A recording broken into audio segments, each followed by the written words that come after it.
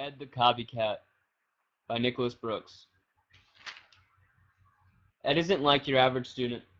Most students do their own work and work hard in school. This isn't the case when it comes to Ed. Everything and anything Ed turns in comes from me. Hi, I'm Tyler. Everyone else calls me loser, teacher's pet, or nerd. I don't care though. It really doesn't bother me. Luckily, Ed always has my back.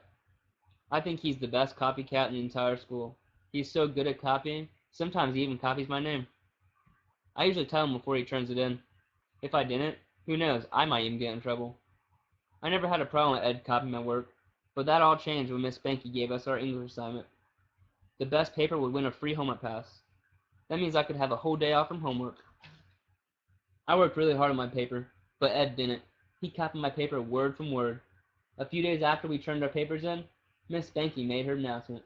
She announced, "Congratulations, Ed. Come up and claim your prize." The rest of her words seemed to fade. I was so in shock. How could this happen? What should I do? When Ed got back to his seat, I gave him an evil stare. Today was our big math test, and I knew the perfect way to get Ed back. When the test was passed out, I made sure I answered every single question wrong. That would make Ed think twice before copying me again. When the bell rang, everyone flooded out the classroom.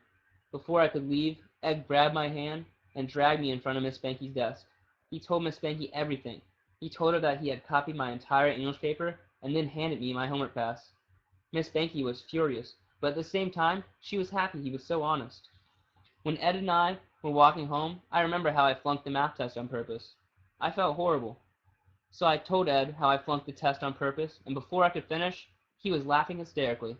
He was laughing so hard, I thought his eye would pop out. Then he said, "Tyler, I never copied your math work.